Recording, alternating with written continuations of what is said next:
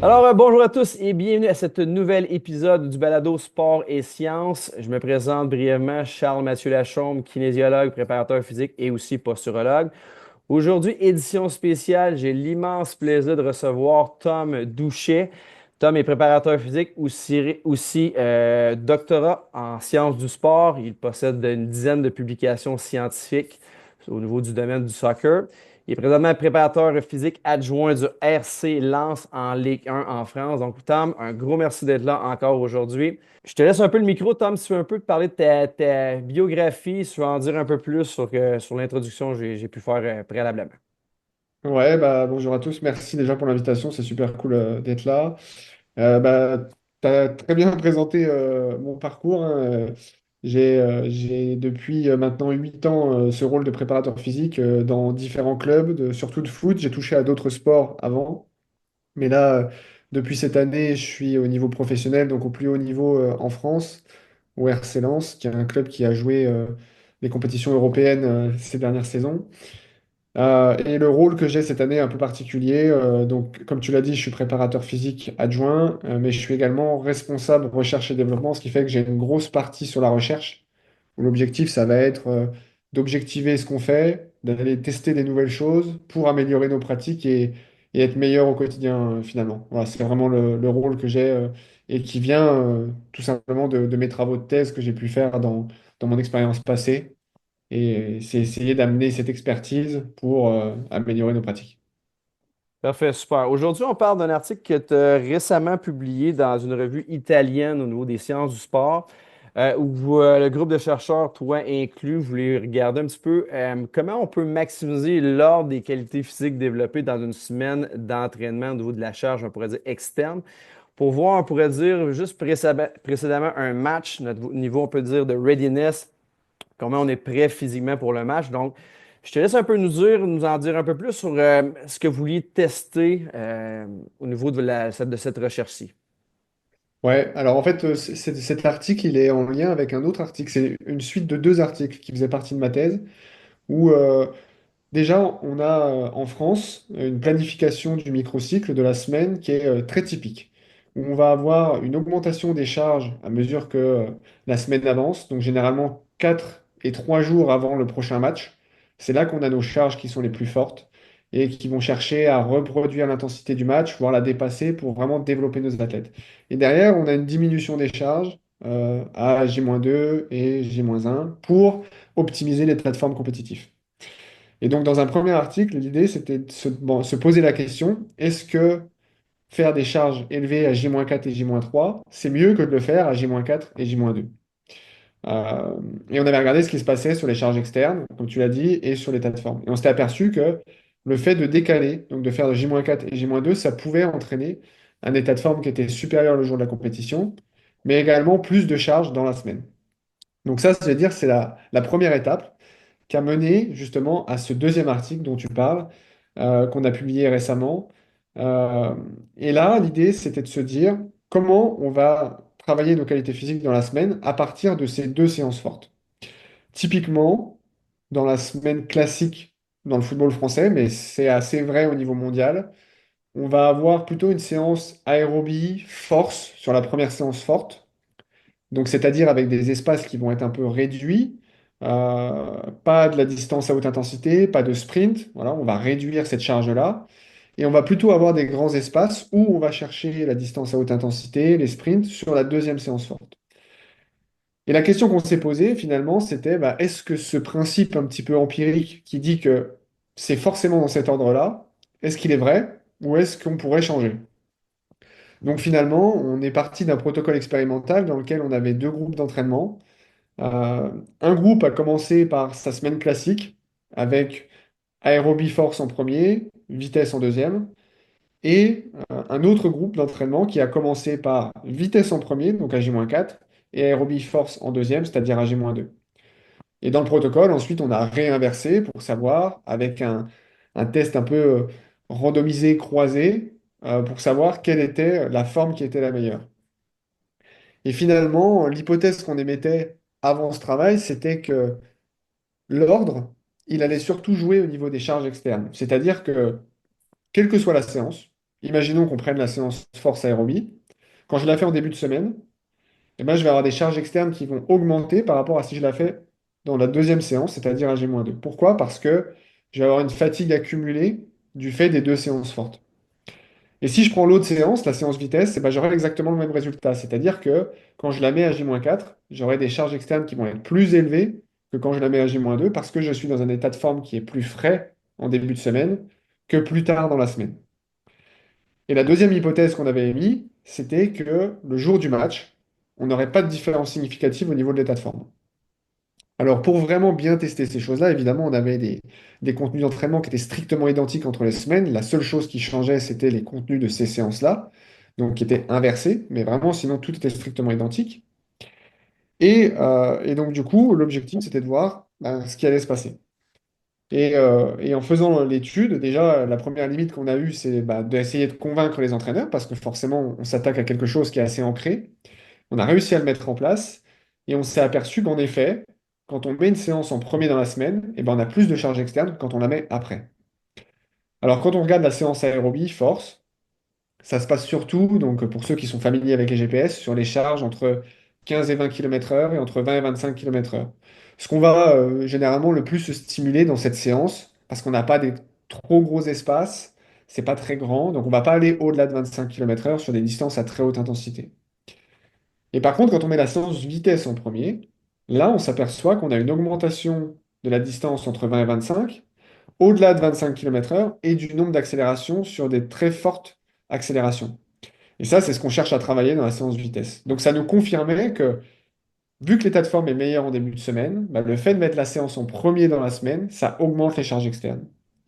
Et dans le même temps, on n'avait pas de différence sur l'état de forme le jour de la compétition, que ce soit sur des tests objectifs, type CMJ, type sprint sur 10 mètres, sur 20 mètres, ou Illinois Agility Test, donc des tests de sprint avec changement de direction, aucune différence.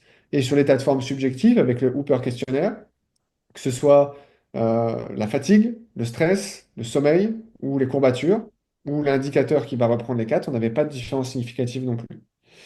Et pourtant, on avait vraiment fait exprès d'avoir des séances qui étaient physiquement exigeantes, avec du travail dissocié, on avait de l'intermittent à VMA, on avait du sprint à fond, et ça fait 2 jours avant le match. Donc on aurait pu avoir des différences qui auraient pu apparaître, et en fait, pas du tout.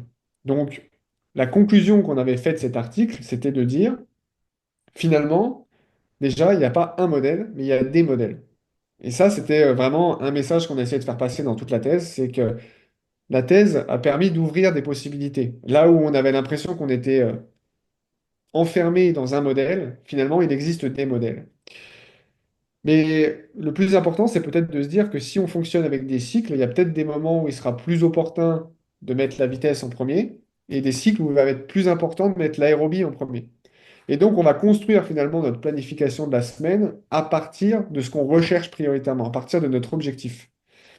Et ça, c'était, je pense, la conclusion la plus importante qu'on pouvait tirer. Et aujourd'hui, le message qu'on essaye de faire passer dans tout ce qu'on fait, pas simplement dire, ah oui, c'est vrai, maintenant il faut faire la vitesse en premier. Non, non. L'aérobie en premier, ça peut avoir son intérêt. Mais c'est pas un cas unique. Voilà, on peut faire plein de choses. Super.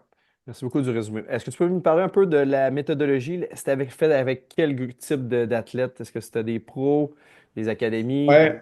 Alors à ce moment-là, j'étais dans une académie. Donc j'étais sur l'académie à Dijon, donc pareil, qui est un club de foot français qui joue en première division à cette époque-là. Et donc on était sur des joueurs d'académie, donc élite, qui s'entraînaient 6 à 7 fois par semaine et qui jouaient au plus haut niveau national dans leur catégorie d'âge. Donc on a utilisé à cette époque-là les U17 et U19.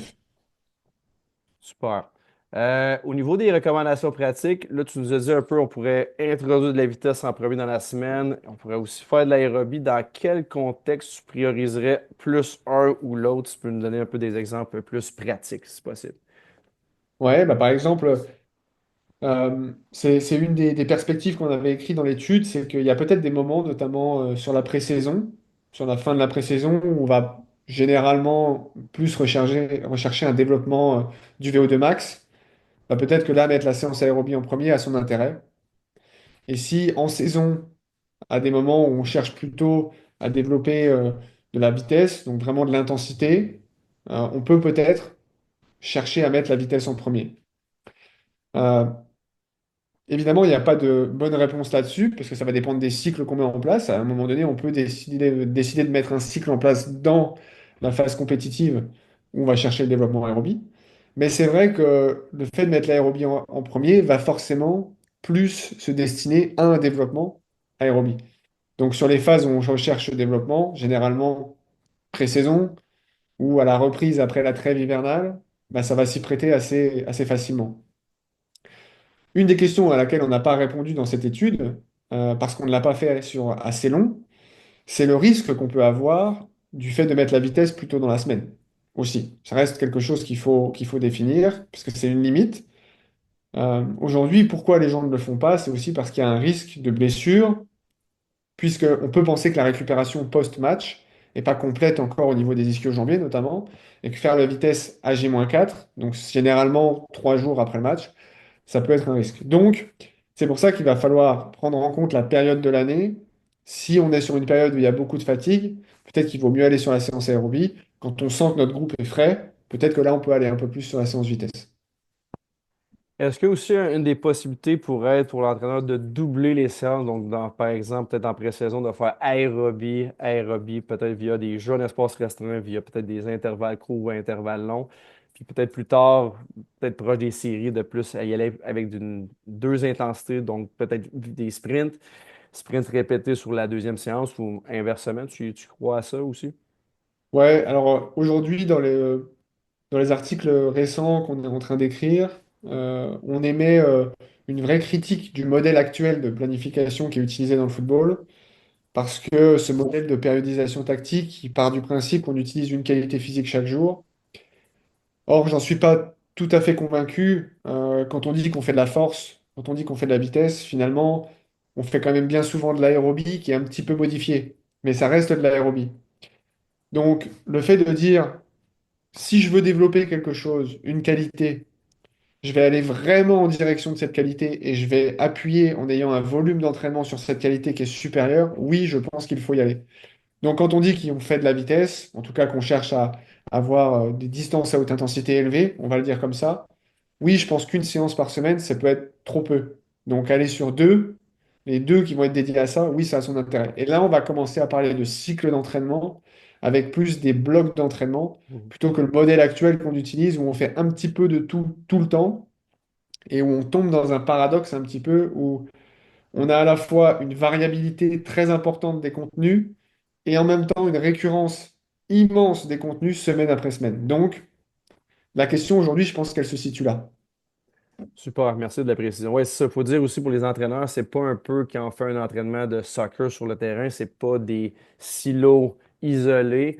Il y a souvent une combinaison. Donc, c'est sûr que si j'entraîne la vitesse, ben, mes sprints répétés vont être aussi améliorés. Si je fais des sprints répétés, oui, mon niveau aérobie, ma puissance aérobie va avoir des gains. Peut-être pas maximaux, puis je vais avoir aussi des gains. Donc, il y a un entremêlage, si je peux m'exprimer comme ça, entre les qualités physiques. Donc, c'est pas des silos isolés. Pour terminer, est-ce que tu as vu d'autres éléments pratiques au niveau de votre recherche? Est-ce qu'il y a d'autres éléments qui n'ont peut-être pas été publiés, mais que tu as pu voir déceler à travers votre recherche? Bah, aujourd'hui, on continue les travaux dans le sens surtout de est-ce qu'on arrive finalement sur ces séances fortes à reproduire la compétition? Parce que chez les jeunes, dans le cas où j'étais à ce moment-là, on essayait de dépasser la compétition. Et bien souvent, on y arrivait parce que la compétition n'est pas si forte que ça. La question qui se pose, c'est plus au niveau professionnel, euh, et elle peut se poser aussi au niveau des académies, ça dépend le modèle d'entraînement. Mais la vraie question centrale aujourd'hui, j'ai l'impression, c'est de savoir si on reproduit vraiment la compétition et si on arrive à la dépasser. Parce qu'à un moment donné, si on veut être capable d'être meilleur en compétition, selon moi, selon ma vision des choses, il faut qu'on arrive à la dépasser à l'entraînement. Et dans ce qu'on s'aperçoit, bah finalement, ces séances fortes ne sont pas si fortes que ça. OK. Et qu'il va falloir trouver des moyens de mettre en place des contraintes d'entraînement qui le permettent. On a publié un article récent sur le worst case scenario et la quantité en volume qu'on fait dans des zones très définies de worst case scenario et on s'aperçoit qu'on est très très loin aujourd'hui de la compétition. Quand on met des situations en place, type murder ball, donc tout terrain, 11 contre 11, même format que les matchs, eh ben, on n'arrive pas à refaire le match à l'entraînement. Parce qu'aujourd'hui, les contraintes qu'on a sont pas assez fortes. Donc, la clé, c'est, oui, c'est la planification. C'est la planification dans la semaine, donc c'est-à-dire quel ordre, à quel moment, mais il y a aussi la planification des contenus et comment ces contenus, ils nous permettent de satisfaire nos objectifs. Et tant que ça ne sera pas fait, finalement, j'ai envie de dire que le reste, il a que peu d'intérêt. Donc aujourd'hui, on va là-dedans et j'ai pas la réponse encore aujourd'hui, on cherche, mais il y a vraiment des choses à trouver sur ce point pour dépasser la compétition. Bon, ça me surprend un peu que tu me jettes un peu jeté à terre en disant que le niveau d'entraînement des pratiques, il y a quand même un grand fossé entre le match présentement. Donc, il faudrait sûrement demander encore un peu plus là, aux joueurs, mais peut-être progressivement les amener vers ce niveau de compétition si on sait déjà préalablement je m'excuse de l'expression anglaise, le gap est quand même Ouais. important et c'est sûr, ça augmente le risque de blessure. Donc, sûrement, dans tes recommandations, plus d'intensité dans les entraînements physiques, plus d'intensité dans les intervalles, peut-être plus de stress mécanique, mais aussi jumelé à ça un meilleur système de récupération pour aussi limiter les dégâts. Et je te laisse le mot de la fin, Sam, s'il y a d'autres éléments qui te viennent à l'esprit pour nos auditeurs, ceux qui nous regardent aussi pour ce Ouais. podcast. Ben, aujourd'hui, je construis ma conception sur plusieurs choses. Il y a plusieurs domaines qui me semblent ultra importants dans la préparation physique. Il y a évidemment la quantification des charges de travail. Ça me paraît essentiel. Ça va de pair avec la planification. Les deux sont indissociables. Et quand on est bon sur les deux, ben, déjà, on commence à avoir des vraies réponses sur l'entraînement. Et le troisième domaine, qui est un domaine qui me passionne, c'est de plus en plus, c'est le désentraînement. Parce que à partir du moment où on sait quand est-ce qu'une qualité se désentraîne chez un athlète, on sait quand est-ce qu'il faut mettre des rappels, quand est-ce qu'il faut la restimuler. Et donc, du coup, ça va venir agrémenter nos qualités et notre expérience sur la planification. Et ça va aider notre quantification des charges de travail. Donc, ces trois domaines-là, c'est ceux qui doivent finalement être la base de ce qu'on fait au quotidien. Sans ces domaines-là, on n'est pas assez bon et on n'est pas pertinent dans notre approche. Excellent. C'est tout le temps qu'on avait, malheureusement, Tom. Je te garderai encore quelques heures, tellement passionnant. Je te remercie beaucoup de ton temps pour le podcast et je suis sûr que les auditeurs ont pu apprécier toutes tes connaissances. Merci, à la prochaine. Ciao, Ciao. ciao.